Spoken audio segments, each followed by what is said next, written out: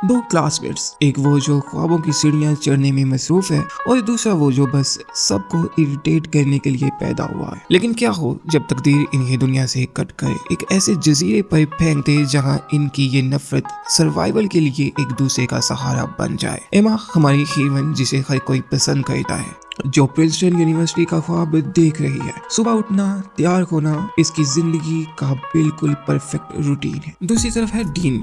Dean देर से उठना, video games में गुम रहना और बस दुनिया को ये बताना कि वो कितना कूल है। इसके वालिद जैक की मेहनत की कमाई इसे स्कूल के रूल्स तोड़ने की खुली छूट देती है। इनके टीचर मिस्टर क्रिस्टन सन ने जब एक आइलैंड की ट्रिप का ऐलान किया तो एमा की बेस्ट फ्रेंड लेजी ने इसे फौरन याद दिलाया कि ये लड़का ये तकलीफ डेन भी साथ जा रहा है। लेजी का प्लान सीधा था इस ट्रिप में एमा को अपने क्रश स्टीफन के करीब लाना, लेकिन एमा तो बस अच्छे मार्क्स और अपने प्रोजेक्ट पर ध्यान देना चाहती थी। वो अभी कहाँ जानती थी कि इसकी तकदीर ने इसके लिए कोई और ही प्रोजेक्ट चुन रखा है। ये वो लम्हा था जहाँ तकदीर अपना पहला पत्थर फेंकती है। जब वो लंच टाइम में बैठी थी तभी इसकी नजर पड़ी डीन पर, जो एक चाकू नाइफ से सेब काट रहा था। ये देखकर टीचर ने इसे डांटा और इसे फौरन प्रिंसिपल के ऑफिस भेज दिया गया। ये डीन की लापरवाही नहीं थी, ये इसकी बेखौफ तबीयत की पहली झलक थी जो आगे जाकर एमा की जिंदगी बचाने वाली थी। घर पहुंचकर एमा ने अपने वालिदैन बारबरा और फिल का शुक्रिया अदा किया जिन्होंने इसे जाने की इजाजत दी। इसकी जिंदगी में हर चीज प्लान्ड थी, वो हर मौके को गोल्ड समझती थी। दूसरी तरफ ड्रीम ट्रिप पर जाने को तैयार नहीं था। वो एक पूरी तरह सुस्ती में था, लेकिन इसके वालिद जैक ने इसे सख्त अल्फाज में याद दिलाया कि जिद काम नहीं आएगी और इसकी पिछली गलतियों के बावजूद ट्रिप में सीट मिलना बहुत बड़ी बात है। कुछ ही देर में वो आइलैंड पर पहुंच गए। शाम का वक्त था और मिस कूले ने डिनर से पहले सबको पूल में एंजॉय करने की इजाजत दी। एमा अपने दोस्तों और स्टीफन के साथ मस्ती कर रही थी, रंगीन, हंसती, आजाद, मगर एक तन्हा साया इस सब को देख रहा था। डीन जो बालकनी पर खड़ा सबसे कटा हुआ था, जैसे इसे मालूम हो कि ये खूबसूरत रात सिर्फ एक छलावा है। शाम गहरी होते ही लेजी ने एमा को स्टीफन की बोर्ड पार्टी के बारे में बताया। एमा ने पहले मना किया, लेकिन दोस्तों के इसरार पर वो फैसला बदल लेती है। वो कश्ती पर पहुंचती है। तेज म्यूजिक, चकाचौंध रोशनी, एमा जिसके दिल में स्टीफन को लेकर एक उम्मीद थी। जैसे ही इसे ढूंढती है वो मंजर देखकर इसका दिल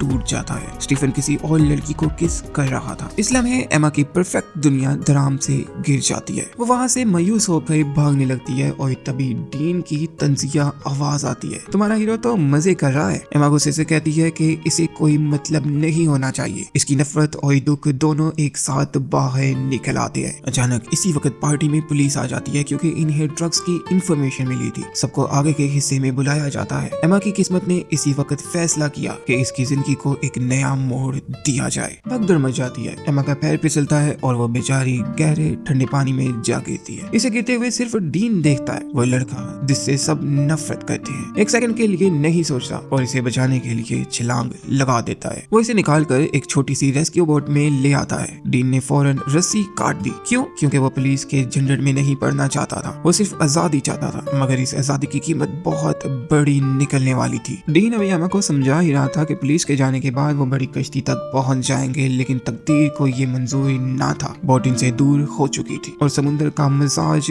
बदल रहा था। अचानक एक खौफनाक तूफान शुरू हो गया और एक जॉइंट वेव आई और कश्ती को अपने साथ ले गई। दोनों ने बोट को ऐसे जकड़ लिया जैसे यही इनकी आखिरी उम्मीद हो। जब आंखें खुली तो समुद्र शांत था, मगर हकीकत खौफनाक थी। वो अब कैरेबियन सागर में भटक रहे थे। डीन का फोन भीग चुका था और एमा का फोन नेटवर्क नहीं पकड़ रहा था। एमा ने गुस्से से कहा, हमें उस कश्ती का पीछा करना चाहिए था। डीन का जवाब था, फिक्र ना करो, कोई ना कोई हमें बचाने आ जाएगा। लेकिन इसके लहजे में भी पहली बार शक की झलक थी। इसी वक्त एमा को उम्मीद की किरण नजर आई, एक जजीरा। डीन ने फौरन कश्ती का रुख उस तरफ मोड़ दिया। बहुत जद्दोजहद के बाद वो नामालूम जजीरे के किनारे पहुंच गए। एमा ने फिर अपना फोन चेक किया, जीरो नेटवर्क। डीन को बोट में एक फ्लेयर गन मिली जिसे इसने फौरन संभाल लिया। वो नहीं जानता था कि ये मामूली सी चीज आगे जाकर इनकी सर्वाइवल की कहानी का सबसे अहम क्लू बनेगी। दूसरी तरफ होटल में हंगामा बरपा था। तूफान गुजर चुका था। मिस्टर क्रिश्चियनसन ने पार्टी की वजह से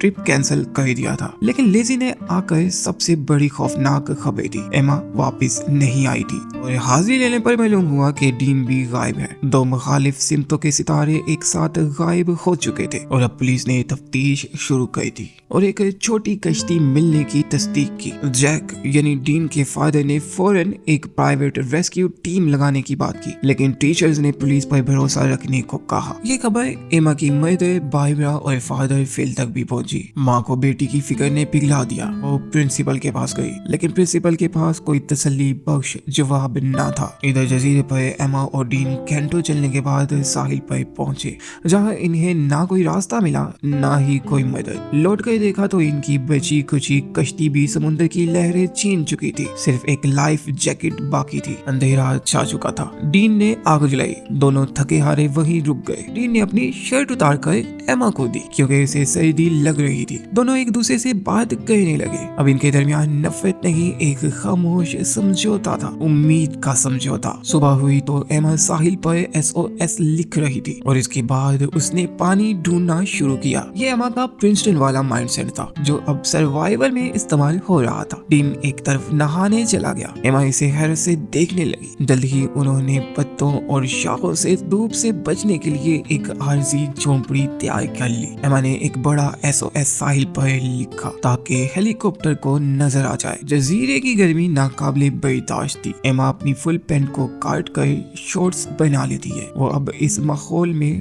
ढल रही थी। शाम को जब एमा झोंपड़ी में आई तो डीन पहले से सो रहा था। वो भी इसके साथ लेट गई। तभी अचानक डीन करवट लेकर एमा पर हाथ रख देता है। एमा को हैरत हुई, लेकिन ये खुशगवार हैरत थी। इसने मना नहीं किया और चुपचाप वहीं रही। इनकी नफरत अब एक नाजुक ताल्लुक में बदल रही थी। दूसरी तरफ एमा की माँ बारबरा न्यूज देख रही थी, जिसमें बताया गया कि इनके बच्चों की गुमशुदगी का केस अब ऑफिशियल हो गया है और पुलिस इन्हें मुईदा समझकर सिर्फ इनकी लाशें ढूंढ रही है। बारबरा और फिल जैक के साथ मिलकर खुद ही हेलीकॉप्टर लेकर तलाश में निकल पड़े। शाम डल रही थी। एमा अपने घर वालों को याद कर रही थी। माहौल पहले ही जज्बाती था। तभी डीन को जमीन पर एक इंसानी खोपड़ी मिलती है। एमा डर कर कांपने लगी। इसने कहा, ये भी हमारी तरह फंस गया होगा और हम भी इसकी तरह मर जाएंगे। उसका खौफ फितरी था। डीन ने खोपड़ी को कंफर्ट दी और एमा को जवाब दिया, नहीं, हमारे वालिदैन हमें ढूंढ रहे हैं। हम अकेले नहीं हैं। अगर हम एक दूसरे का साथ देंगे तो हम यहाँ कभी नहीं मरेंगे। एक दिन हम जरूर घर जाएंगे। डीन ने पहली बार अपनी लापरवाही की पैठ हटाकर एक मजबूत इंसान की झलक दिखाई। डीन के इन अल्फाज ने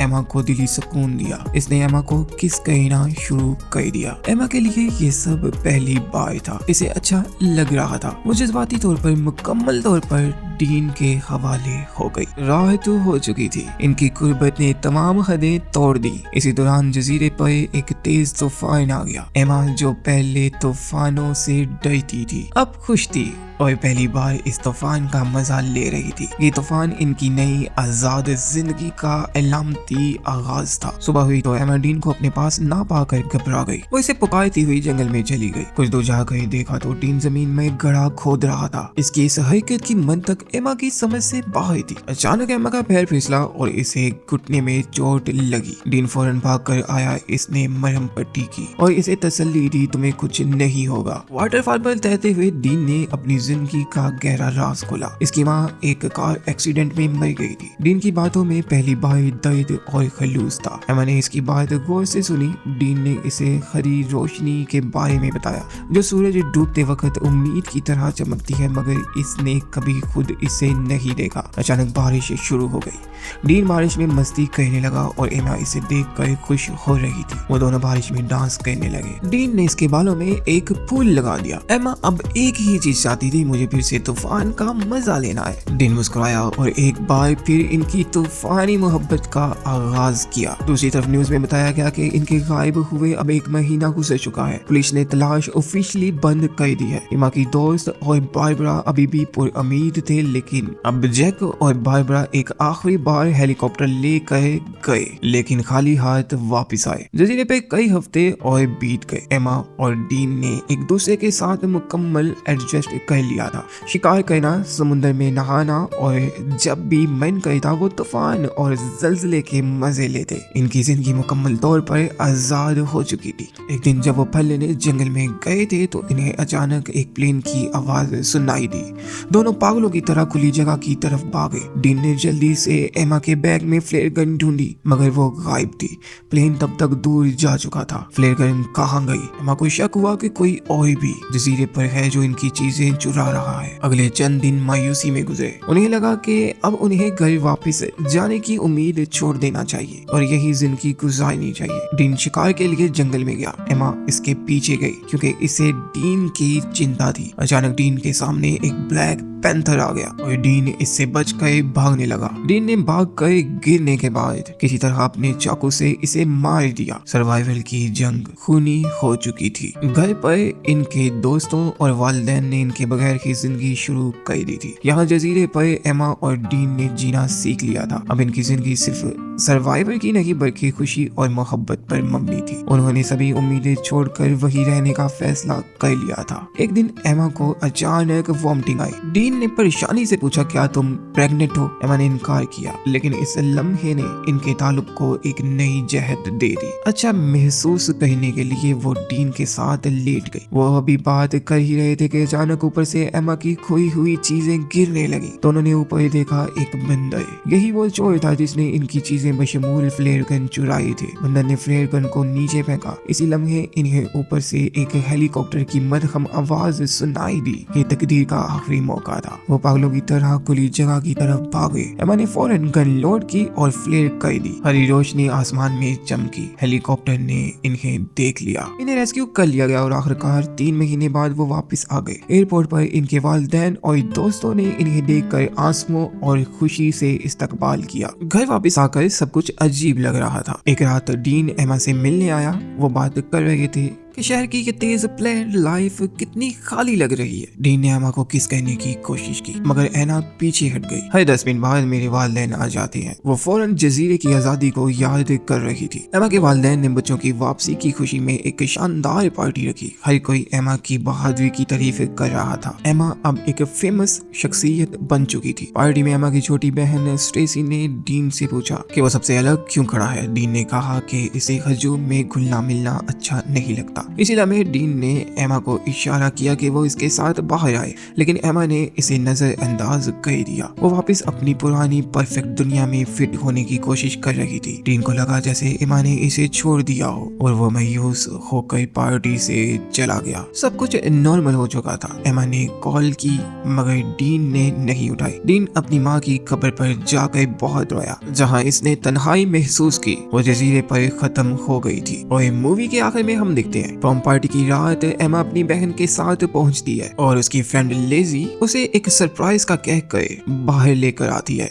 एमा जब बाहर आती है तो देखती है कि बारिश में डीन खड़ा है। ये मंजर देखकर एमा को जजीरे पर गुजारा हर तूफान, हर लम्हा और इनकी मोहब्बत याद आ गई। इसे समझ आ गया कि इसकी असल जिंदगी इस परफेक्ट दिखावे में नहीं बल्कि इस जनूनी मोहब्बत में है। वो फौरन बाहर डीन के पास भागी। वहाँ बारिश में खड़ी हो गए जैसे इनके इर्द गिर्द कोई दुनिया ही ना हो। इन्होंने एक दूसरे को गले लगाया और किस किया। इन्हें एक दूसरे का साथ मिल गया था। वो ग्रीन लाइट जो डीन ने कभी नहीं देखी थी वो आज इसे एमा की आंखों में नजर आ रही थी। इनकी कहानी खत्म नहीं हुई थी। ये तो बस एक नई जिंदगी का आगाज था।